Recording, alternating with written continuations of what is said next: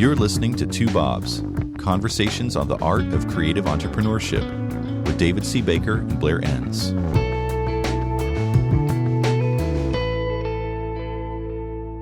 David, it's a brand new decade. Wow. When you put it that way, I feel like... You feel so much older, don't you? I'm not that much older than you. Watch it, buddy. I didn't mean older than me.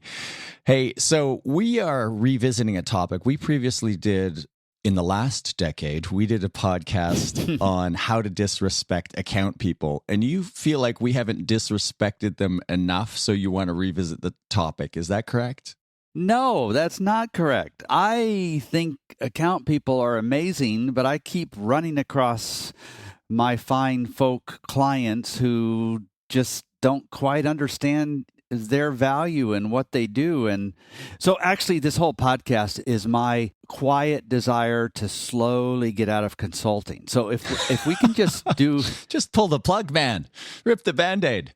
I'm about 4 episodes away from it, I think. So if we can do an episode that answers the most frequent questions, and all I can do is, send an invoice, people send me a check, and then I say, all right, go to this episode, and this will answer your question. And if you have any questions, contact that guy up in that village in Canada with slow dial-up internet, whatever his name is. Yeah. It's funny because every once in a while, you and I get clients, owners of ad agencies or marketing firms, and they look at what we do and they think, oh man, I'd love to do what you do. The appeal is you don't have employees, and I have a small number of employees, and they just imagine this freedom. You don't really have employees. And then you get here and you think, yeah, okay, not having employees, that's nice. And I'm putting myself in your shoes. Yeah. But the real pinnacle is not having clients either. Right. And that's what you're talking about.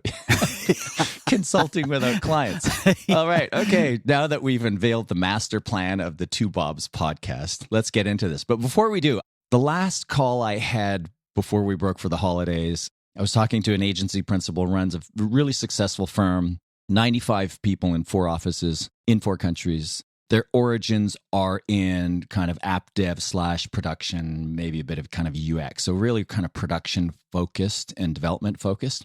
Really successful, came referred by another highly successful person and came with their stamp of approval. So I was really impressed by this firm. But one of the first things he said to me is, we don't have account people. And I immediately thought of you. Yeah, because kind of what I would have said, right? Yeah, I've heard you say it before, so let's dive into this. And maybe that's the net takeaway of this podcast. Is he making a mistake? Is he missing a trick? Yeah, he's making a mistake. Yeah, it's a pretty serious one. It's not as common now as it used to be. I remember decades ago, I was working with a very well-known design firm in Cincinnati. And of course, their main client, they did package design, right? So you can imagine their main client was P&G. And they were very successful, made tons of money. And one of the most astounding things that I noticed as I was looking over the materials before I traveled there to work with them was that they had no account people at all. And I thought, how in the world could you be working with P&G and not have account people? And then the second thing I saw was that their average weighted billable rate was $275 an hour, which is high now, right? But it would be really high 2 decades ago. I just couldn't put those two things together. And as I was talking with them, all of a sudden the light came on. And what was happening is that P&G refused at that point to pay for account people. So they just had to sort of hide the account people's billable charges in the hourly rate. So if you got a designer, then you automatically got an account person, right? And it was buried into the hourly rate. And then, of course, it's not quite as bad if you have account people and you kind of are embarrassed about charging clients for it, but that still happens quite a bit. It's something that just is shocking to me because I don't know of any other industries where we discount so much the role of what account and project managers do. In fact, one of the things that I've said for many, many years is that clients, great clients or bad clients, it doesn't matter, clients notice deficiencies in account management and project management long before they notice deficiencies in the quality of the work. But here we are focusing a lot, maybe not exclusively, but focusing a lot on the quality of the work without thinking about how to wrap that so that the clients enjoy the experience and feel well cared for. And this is such a hot topic that we've approached this from different angles over the years, but this is the first time where we've really sat down and put together an episode that says, all right, what are these people like? What do they do? It's a fun subject to think about for me. So give us a high-level description of what are these people like? What are good account people like? Well, before I had some science to help me determine who might be a good account person at a firm, I used to pay attention to things. And if I was met when I would show up for the first time at somebody's office, if I was met by an account person versus a project manager, I noticed that I was treated quite differently. I was always treated nicely, courteously. A project manager would greet me like this. They would say all the normal niceties, and then they say, would you like some coffee or some water or something like that? And I would say yes. And then they would say, come this way and I'll show you where it is so that if you need it at any point today or tomorrow while you're working with us, you'll know where to get it. And they would show me. Now, an account person would take my order and would get it for me. They wouldn't show me how to make the coffee. It was just an interesting little thing. I'll just throw a bunch of things out here, and our listeners will see if they recognize their account people in here. Another thing that account people like is the spotlight. So you'll hear them clamor for a title. A title to them is more important than it would be to other folks. In fact, they'll sometimes want to be known as a partner. And if that means they have to own 1% of the thing, then that's fine. They don't care about how real the partnership is. They just want to be called a partner. They want that title so that people will pay more attention to them. Another thing I've noticed is that this is sad. It's almost sickening to some folks who hear this, but the very best account people are the ones who usually have somebody else walking around behind them cleaning up the messes. And those messes are often the promises that they make without having sufficient authority to make those promises. So, if you're looking for account people that don't leave messes behind them, you are probably going to eliminate some of the very best account people because that is just not in their nature. They're not driven by cleaning up the messes like project managers are. They're driven by other things. They're also power hungry. And I don't mean that in an evil sort of way. They see gaps and they fill them. They find ways to wiggle in and to make themselves important, again, not in an evil way, but make themselves important in the relationship. So they'll sometimes overstep their boundaries with the sales team. They'll do that with the strategy team. They'll do that with the PM team. They'll sometimes bypass, say, a creative director or a system analyst and go straight to the staff because they want to make sure their client is cared for. So I imagine you could probably add a whole bunch to these stories, but those are some of the things that I see. Well, you notice I'm being very quiet here. Yeah. What does that mean? Does that mean you disagree completely or you were one of these people? Oh, you basically just described me in my career as an account person at various levels. The messes, the inability to handle details, the wanting the title, filling power voids. Yeah. This isn't sitting well with me. Should we draw this to a close? Should just be our first 5-minute episode? This is why I was trying to dissuade you from coming back to this topic. It's a little bit painful. Yeah. But it's important enough that they represent, if we break this down, it depends a lot on what kind of a firm we have. But in firms where the account people are really, really significant, they may represent 16, 17, 18% of the labor. In firms where they're not as important to the work product, they may represent as little as 10, 11, 12%. But even at that small rate, they're still very important to the client. The client experiences what they do at a much higher level than the percentages would scream to them. We used to use the word suit. What do you do? I'm a suit in an ad agency. Right. There's the old joke of, oh, you're in sales. And I think this is an exchange in David Ogilvy's book, Ogilvy on Advertising. he overhears somebody say, I'm an account manager at an ad agency. And the person next to him that he's having this conversation with says, oh, you're in sales. He says, no, I'm not in sales. Right. And he goes on to describe the job. And the guy's saying, well, it sounds like sales to me. I sometimes feel today and felt back in the day when I was in the role, it's a hard job to get your head around. It's kind of loose. You're interfacing between the creative and production and media teams and the client. You're the voice of the client. You're the voice of the agency. You're in sales. You're in marketing. It's a bit of an amorphous role. I often felt, even though I had a hard time getting my hands around the role, I felt like it was a job that wasn't appreciated by the people who were not in the roles. Do you think it's an easy job or a hard job, or is that even the right question? I think it's the hardest job in the whole dang place. I mean, maybe being a principal with all the risk that entails is more difficult, but outside of that, I think it is the most difficult job for the same reasons you were mentioning. You have to be an ambassador. Like at one point, you're fighting for the client's perspective, but they're not paying your salary. And there's people that are always questioning what you do. Like, what do you really do? And why are you there? And do you really need to go to lunch with that person? And how much have you really contributed? It's just from all sides, you get this questioning about the value that you bring to the table. And the best account people have won the hearts of both the client and the agency they work for sure. But ones who haven't, especially ones that are newer, here's something that's really strange to think about. And I'm going to make a statement, and then we'll probably have to back off of it a little bit. But every account manager, and this is also true of project managers, but every account manager has suffered a significant career failure. The reason I say that is because you don't go to school to be an account manager. I mean, there's little seminars that you may go to pick up some tips, but nobody graduates with a degree in that.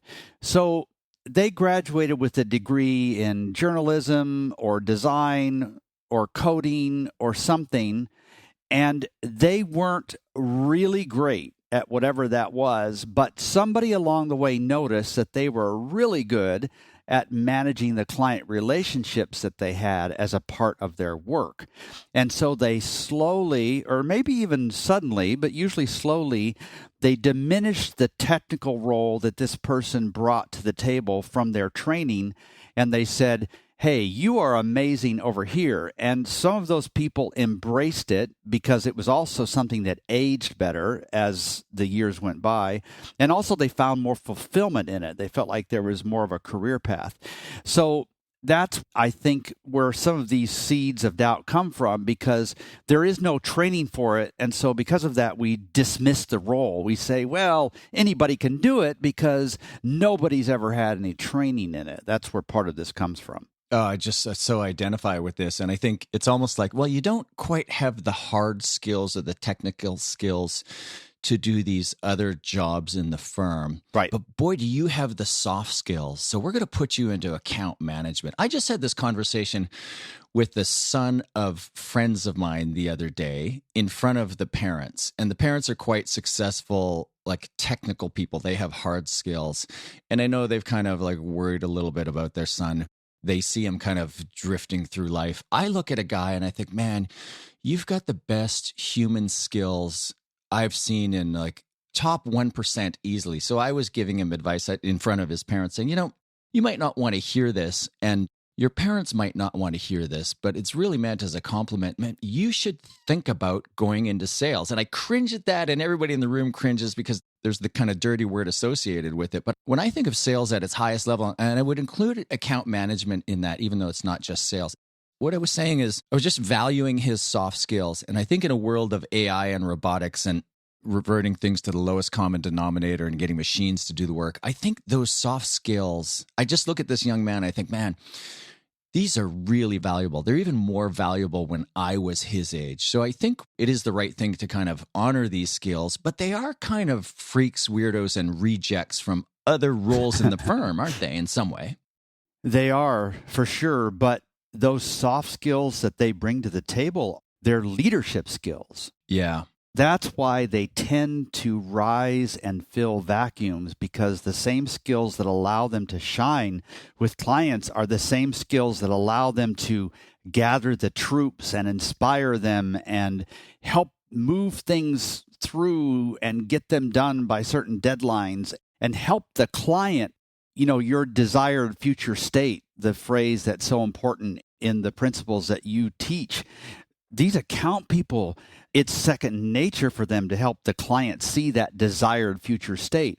Try to ask a project manager to do that. They'll need more training. It won't be as natural for them. Yeah. They're leading the client and they're also leading the agency, and then they're bridging the gap of trying to manage the relationship. So when it's done well, it's really a thing of beauty, but it's not, and maybe that's the point of this podcast. It just goes unrecognized. I feel like I'm finally getting the recognition from you, David, that I've deserved all of these years from my previous life back when you didn't know me. Well, it's purely unintentional on my part. Of course it is. I'd rather hold you down, right?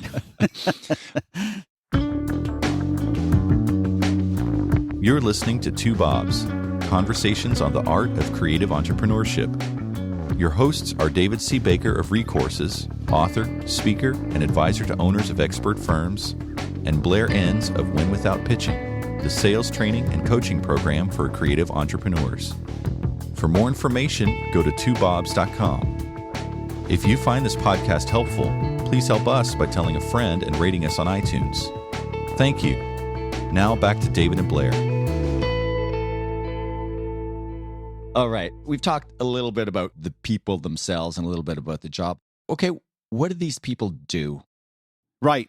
Yeah, because we've just been painting this big circle around it, and we haven't really said anything specifically about what they do. And I get this question a lot. And so as I was thinking, and you and I were texting this morning about this topic, I said, all right, I'm just going to put down the most important things that these people do. And I don't know how many you'll end up with. And it came up with exactly 10. I didn't stretch it. I didn't lose any or anything like that. These are the 10 things. So I'm just going to go through them. We'll put them in the show notes. Marcus can help us with that so that you don't have to necessarily take notes. These are the 10 big things. Now, there are lots of little things, right? But they're the 10 big things. And so as you're thinking about the quality of your account people, you might balance them against this list. Or if you're thinking about transitioning one of your technical people, one of your doers into this role, you might just anticipate to what degree they might be good at doing these 10 things. So first, they pull necessary data from the client, even when it's tough to get their cooperation. And this happens a lot because clients are very busy. It's not the most important of the 10, but it's important. The project can't move forward unless you just pull this stuff from the client. Sometimes they're doing it for them. Sometimes they're completing the brief with the client in the office, whatever it is. They're helping get the information without the client being resentful. And often they're creating tension and they're going headlong into that tension, knowing that, I'm creating tension. This isn't an easy conversation for me or for the client, but I have to get this information. And that's a soft skill that is in short supply. Yeah, absolutely. Rather than just taking orders, you're pushing back, exactly like you just said, right? Second, they're selling the recommendations back to the client. And they're doing this not with the big reveal that, this industry used to do years ago. It's in lots of little ways, reviewing with the client why we're doing this and helping them see why this is the best path. Really thinking in ways that are in the client's best interest and helping them see that. So selling recommendations back to the client, that's the second one. The third one is leading the client. And this is where we sometimes involve the word strategy. I was curious as I was with you in New York a couple of weeks ago, listening to some of the things that you were saying to the group that you'd assembled. You were talking about strategy, and I realized, where does that word come from? And I looked it up, and it comes from a French phrase that means to lead, like a general would lead. That's strategy. And that's just so appropriate because strategy is leadership. So they're leading the client rather than taking orders from the client. That's the third. Fourth, they're protecting margins. Big one. That's really critical, right? There are other people that decide to work efficiently, other folks that decide how much we should charge, but In the end, this is the interface. If you think about the big bridge, this is the bolt that holds the bridge to the rock. This is at the heart of what we're doing for the client so that we can keep doing it for the client if we're protecting our margins. That's fourth. They're on the front lines fighting that battle. People back in the office are saying, go get this much money. And it's all right. And nobody else wants to do it. Yeah. Fifth, grow the account. And this is the one that we've talked about in previous episodes. This is the one that falls down the most when you have somebody who is not the right type of person managing the account. If it is not the right person, then the account doesn't grow. So this is an essential role for any account person to grow the account.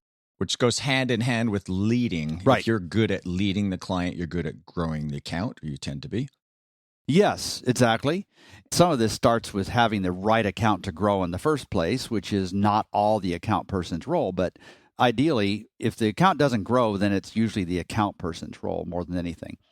6, they send the client to hell and help them enjoy the trip. And that's different from just sending them to hell, because anybody in the firm can send them to hell. But an account person can help them enjoy the trip.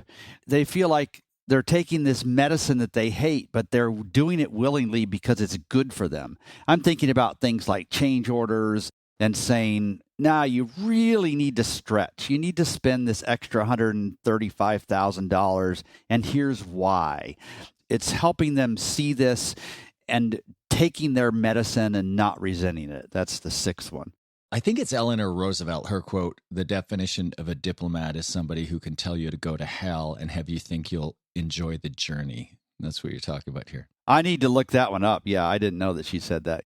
Next is they read social signals and intervene before catastrophe strikes. You've been in conversations with humans, right? That even I presume you have. I've never seen you in one, but I presume you. What a way to lead a sentence. Where somebody completely misses a social signal, Yeah. and you're just Like a project manager. yeah, right, exactly. And you're just cringing, thinking, how did that person just completely miss this? And yet an account person picks that signal up and does something with it, right? What my colleague meant to say was ... Yeah, or Joe, would you go get us some more coffee and I'll just keep going while you're gone, right? Reading the social signals, yeah. 8 is manage an account review or disputes or mistakes. In other words, when the relationship starts to get a little bit rocky, even if the client isn't upset. Now, sometimes they are upset, especially if social signals have been ignored. Sometimes it's just a mandate from on high. We've got 49 firms we're working with. We want to whittle this down to 9. So everybody's got to reapply for their relationship. And this is disheartening, but the great account person can see through this and lead the troops without letting them get too discouraged. It's just managing the account review, handling any disputes, all that sort of stuff. That's 8. 9 is following client contacts to their next job without losing this current one. So it happens simultaneously, right? The client contact leaves and they're doing 2 things at once. They're trying to make friends and salvage the account that has just incurred a change at the top, and they're trying to follow this person, and they can do that 2 or 3 times. This is often the very best new business plan that they have. And finally, they keep their ear to the ground as the agency innovates around client offerings. There is nobody else at the firm that is this close to how the public is changing and helping us see how we need to revise our service offerings, how we need to package things differently, how value pricing is taking over some particular segment or whatever it is, because they're in touch with the client multiple times every single day. And if it's not just them, maybe they're managing other account people as well. So that, my friends, hopefully people don't think that's soft. Hopefully they understand that's a big job. It's a big job with 10 things on your list. You could probably add some other things to them. I remember near the end of my agency, maybe not my agency career, but as an account person, I'd been in role at a couple of different firms for a few years. And I remember thinking, I don't have any skills. I looked at my friends who were carpenters and they knew how to build a house, and they were lawyers. So they had all these very specific knowledge sets and skills. whatever it is that they did. I just looked at all my friends and thought, well, you know how to do this, you know how to do this. And I looked at myself and I thought, well, I know how to buy people lunch. And hide the expense account. Yeah, that was the first thing at the top of my list. I know how to buy people lunch. I still had the sense that I was contributing, but even I didn't recognize in the different areas. So it's really interesting to see you break out some of these specific points. Even that last one of keep your ear to the ground as the agency innovates client offerings. As a trainer and previous to this as a consultant, I'd been frustrated so many times by clients of mine who are either in account services roles or new business roles who would have a hard time selling something to the client. And I would work with them over a period of time. And it's fine. Everybody struggles with sales at some point. But my frustration was there was no learning coming back. There's no information coming back from the experience. And I think there are people who just kind of bang their head against a brick wall and don't learn from it. And then there are people who are very tuned in. And this speaks to social cues and some of the other things on your list, but they're just very tuned in. Maybe it's a high emotional intelligence or sense of self-awareness or something. They're just very tuned into what's going on the client side, what the client is feeling. So it's not just how the client is feeling. It's not just social cues, but the patterns that are going on the client side of the organization, the conversations that are happening on the client side of the organization. And they can kind of see these patterns, roll them up, take them back to the firm and say, hey, I'm seeing this pattern here. They might not put it in those words, but there's a trend here. We should think about reacting or getting ahead of this. And in that situation, they're selling to a different party. They're selling back to their employer how things need to change. It's like constant selling in a good sense. As we were having this conversation, I was just getting all these flashbacks. I remember showing up. I was working for a multinational ad agency on a really big account. I was the account guy. It was the middle of summer. It was a television shoot. And I show up on set, and I'm wearing a suit, and everybody else is in shorts and flip-flops. And one of the creative guys looks at me and goes, what are you doing wearing a suit in this heat? And I said to him, I want to remind everybody who's in charge of the money. Oh, you just stepped right into the stereotype. That's just great. I know. Being a young account person in an ad agency back in the day, man, it was so much fun. Like, it got old pretty quick when I realized I wasn't building these hard skills and I had other challenges with it. But for the first kind of 4 years of my professional career, man, it was just so much fun, so much fun. Even if there were moments when my bosses would recognize some of the things that I did, but it felt like a constant battle with other people on the agency side to see and recognize the value I was bringing to the organization. So this has been really good for my ego, David. Good. Are there any last points you want to make about kind of the personality that maybe you haven't talked about, the personality of a good account person? Yeah, sometimes it's good just to think about some general truisms about how these people think and how they interact with their world. So I'll just mention a couple things that might be helpful. One is that these folks have a goal, and that's authority and prestige. So it's not good for us to have our little feelers hurt when they want to have that authority and prestige. This is how they operate. This is how they think. It's not an evil thing. And if you want to demoralize somebody like this, then pull the rug out from under them in those areas and you will succeed. Yeah. Another is that they, especially as I think about how they interact with the project management team, which is really their counterpart back at the firm, account people tend to judge others by their ability to verbalize and their ability to be flexible, their willingness to be flexible. Those are the two things that PMs struggle with the most.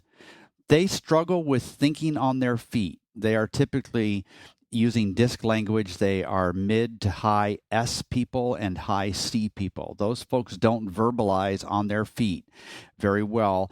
And so immediately you have an account person who's just dismissing them because of their inability to verbalize on their feet. And they are rigid by definition. They follow checklists. They're not flexible. So you can see we've set these two parties up for some innate friction, and we just have to understand that, not try to remove it, but try to understand how we can use that to our best advantage for both parties.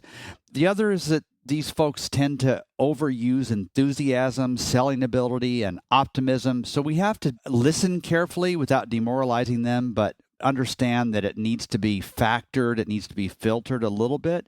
They tend to be too optimistic about what's going to happen. So as you think about, for instance, the projections they make, you always have to discount them to some degree. And make sure these people don't feel boxed in. Make sure they feel like they have room to grow. There's no top on the upstairs of the building that's just look up to the sky and there's nothing holding them back. That's how you motivate these folks. And it's similar to salespeople because the personalities are quite similar. But just keeping in mind how these folks are naturally helps us appreciate them more and understand their contribution to our businesses. I feel like this whole podcast has been about a young Blair Enns. Yeah. And I listened to you describe the personality traits and everything else that you've talked about on this episode. And I think, man, if only my bosses back then had understood me the way you understand the account role, maybe I wouldn't have been fired as often as I was. Yeah. Are we going to do one where you understand me a little bit better at some point? What's that about? I'll do one on robots. All right. I think we need to end with that one right there. All right, David. This is a good one to launch. I don't know where this episode airs, probably early, but maybe not the first one in the new decade. But Happy New Year to you and your family, a new decade. And to you too. We'll talk to you hopefully before this decade is out. All right. Thank you, Blair. Thank you for listening to Two Bobs with David C. Baker and Blair Enns. Subscribe and learn more at twobobs.com. That's the number 2, BOBS.com.